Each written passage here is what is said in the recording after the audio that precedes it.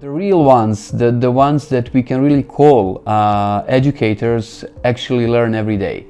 I personally don't trust in learning that is chaotic. Maybe we should just get rid of this idea that learning ends when you complete your formal education.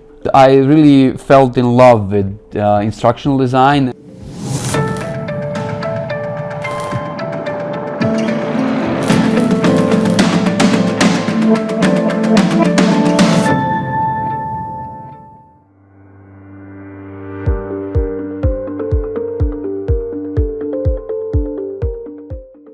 Welcome to Digital Learning Dialogues. Could you briefly introduce yourself? Tell us about your professional background, your involvement with educational professionals, and how this influences your learning and development. Yeah, thank you for having me. My name is Adnan. I work for Step by Step Center for Education Initiatives here in Sarajevo. We work basically with teacher professional development, but my journey into the education went all the way from my formal education, and then having spent a lot of time with young people in non-formal education, and now I'm back to organizing trainings, conferences, and different other professional learning opportunities for teachers and wider scope of educators in Bosnia and Hercegovina, but also abroad. How does ongoing learning affect your work in education? In your view, how committed are educators to their own development, and how does it impact their work?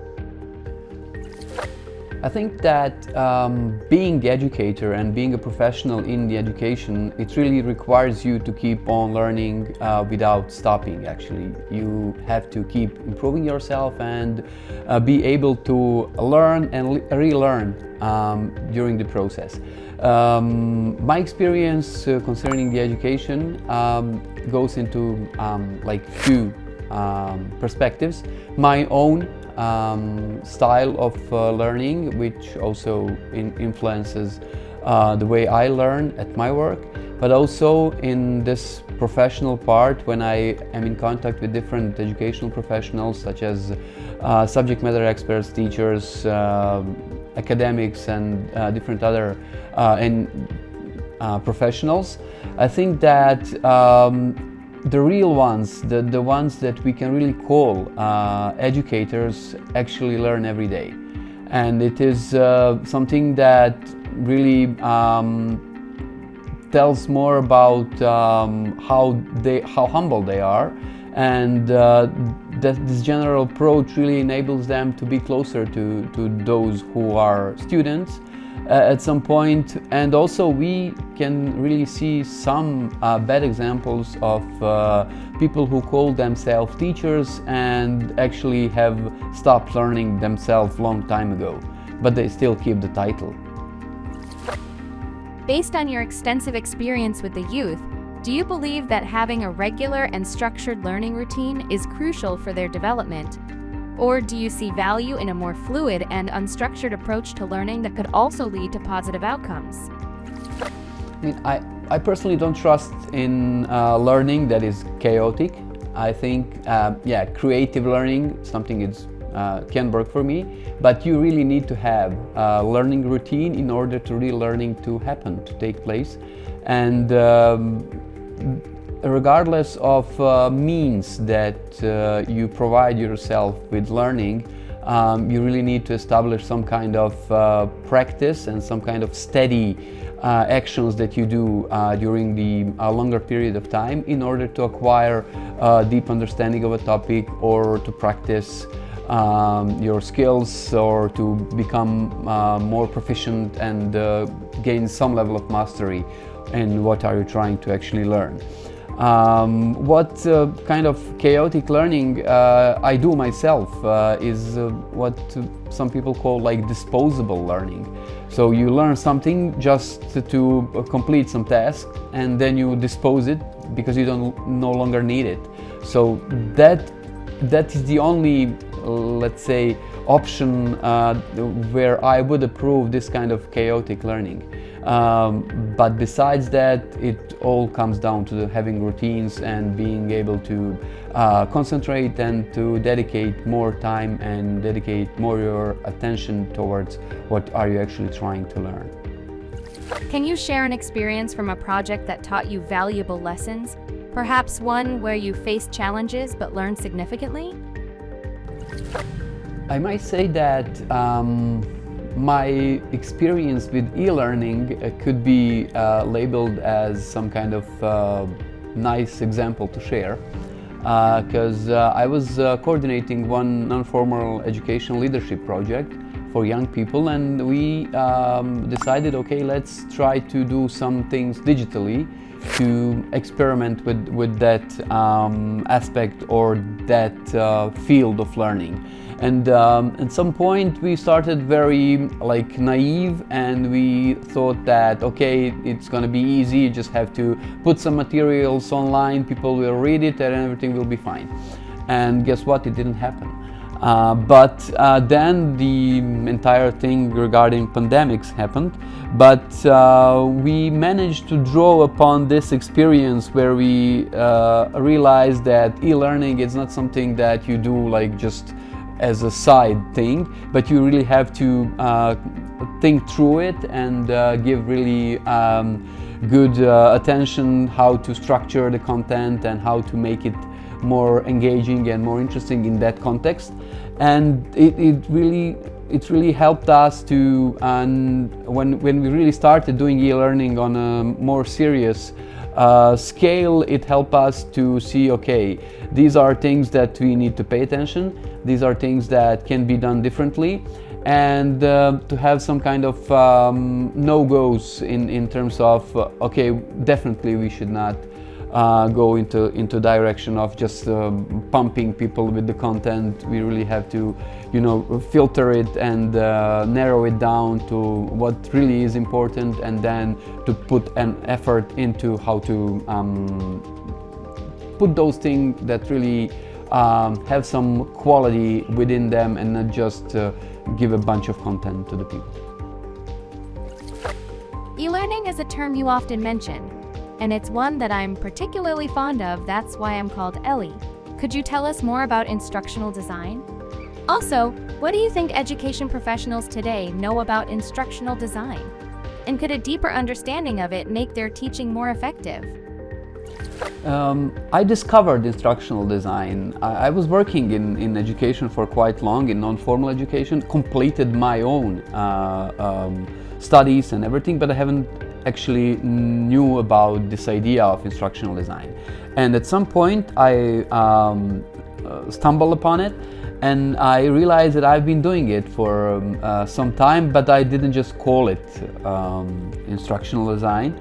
I was doing it in a real life setting for trainings, for seminars, for workshops, but I realized that I could use some theoretical knowledge about it. Some people are doing it on academic level. There is some serious studies, entire industry around it, and I really felt in love with instructional design and started to perceive my daily job in a different way, trying to see where I can make some improvements based on instructional design principles that I learned during the process. And I think now, when I work a lot with the teachers, and my organization organizes daily activities involving teachers who should be teaching students, I really see that they could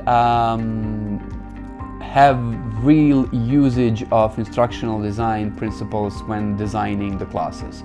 Because instructional design is more focused on the experience of learner than on the content itself.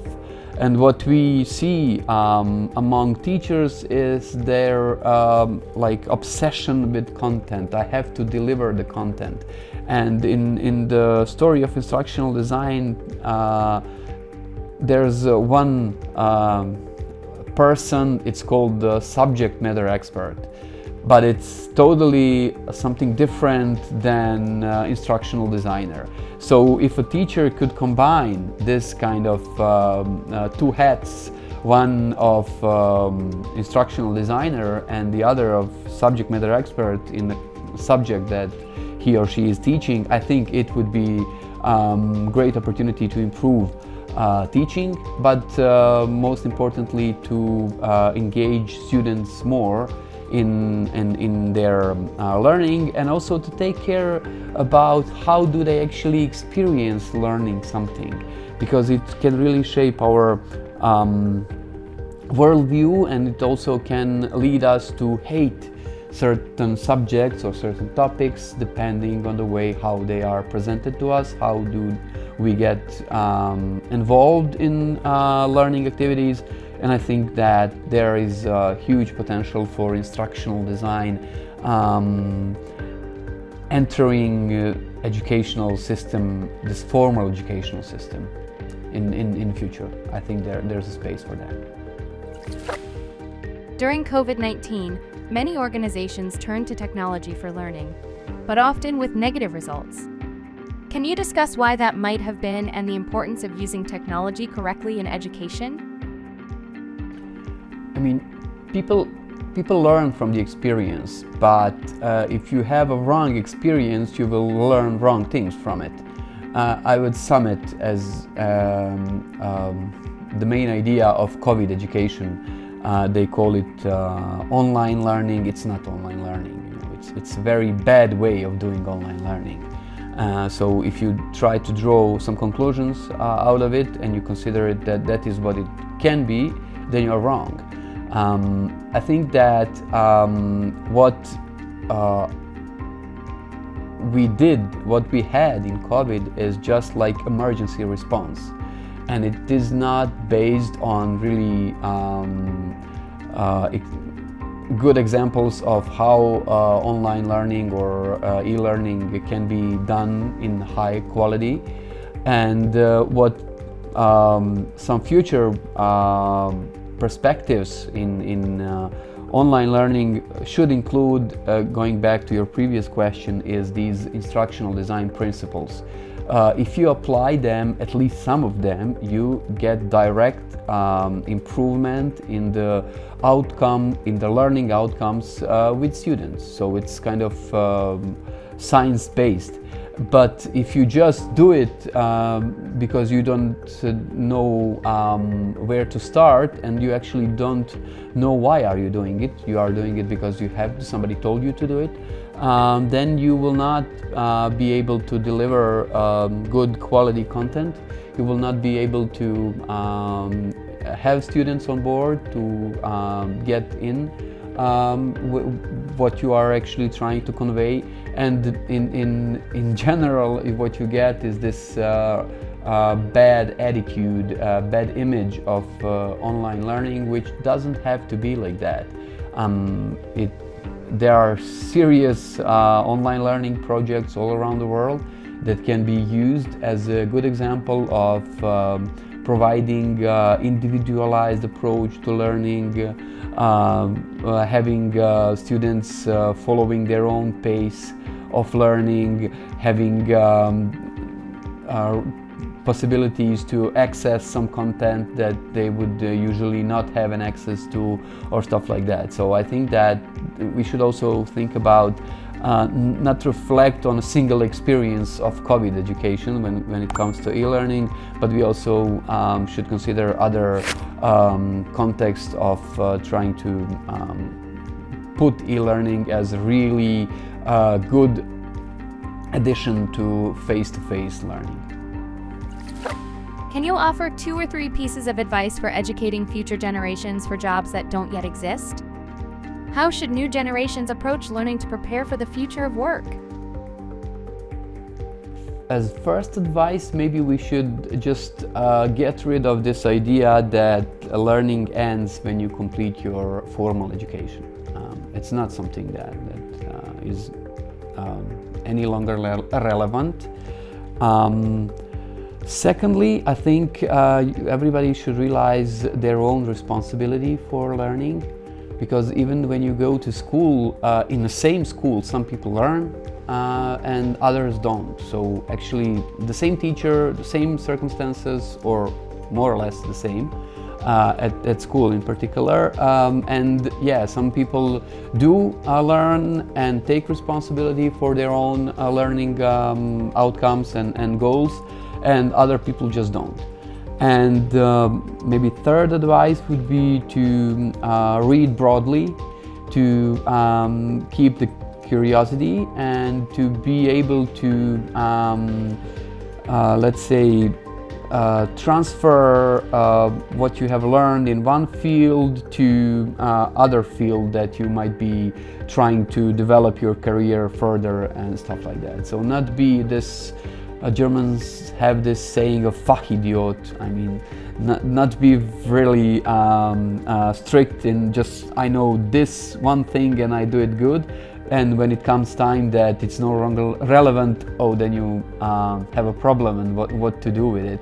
So basically trying to stay more general in things that you learn, and really keeping that spirit of learning as a long-term, never-ending endeavor that we anyhow all of us are involved with. I mean, you learn every day when either you want to admit it or not, but if you're deliberate in learning something new every day, it can be really beneficial for your career, but also for your general well-being.